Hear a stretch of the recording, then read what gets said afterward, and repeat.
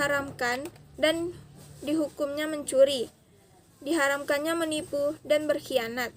Kemaslahatan manusia baik di dunia maupun akhirat dibangun atas 5 kemasan pokok yang sifatnya daruriyat seperti yang di atas disebutkan tadi.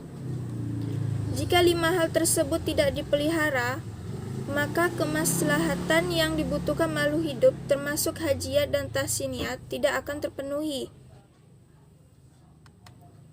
Dari sini dapat dipahami bahwa persoalan-persoalan yang termasuk dalam kategori hajiyat sebenarnya merupakan bagian dari upaya pemeliharaan terhadap persoalan-persoalan daruriyat di atas.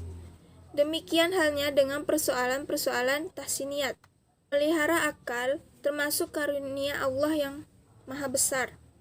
Karena hanya manusia yang dianugerahi akal. Dalam memelihara akal, Allah membolehkan semua hal yang dapat menjamin keselamatan akal dan mengharamkan apa saja yang menyakiti dan memperlemah kekuatannya seperti khamar dan sebagainya. Jika hal ini tidak diindahkan, maka hilanglah eksistensi akal sebagai alat untuk berpikir yang menjadi bagian daruriyat.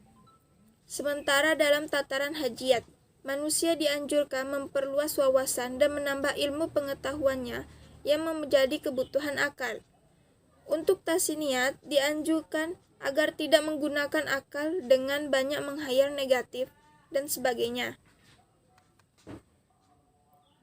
Bab 3 penutup. Dapat disimpulkan bahwa kemaslahatan tidak lebih dari 3 macam, yaitu daruriyat atau primar, hajiyat, kebutuhan sekunder, dan tahsiniyat, kebutuhan tersier. Kebutuhan adalah suatu yang dimiliki setiap manusia untuk mempertahankan hidup dan memperoleh kesejahteraan serta kenyamanan. Dengan demikian, apabila kita analisis lebih jauh dalam usaha mencapai pemeliharaan 5 unsur pokok secara sempurna, ketiga tingkat makasih tersebut tidak dapat dipisahkan, yaitu daruriyat, hajiyat, dan tahsiniyat tidak dapat dipisahkan oleh 5 unsur pokok tersebut, yang seperti di atas disebutkan tadi. Dengan kata lain, manusia senantiasa dituntut untuk mencari kemaslahatan, aktivitas ekonomi, produksi, konsumsi, dan pertukaran yang menyertakan kemaslahatan.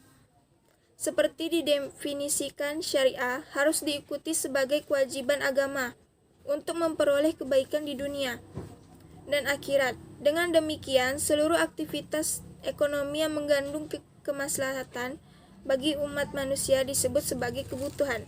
Sekian, itu yang dapat saya sampaikan. Kurang dan lebihnya saya mohon maaf. Wassalamualaikum warahmatullahi wabarakatuh.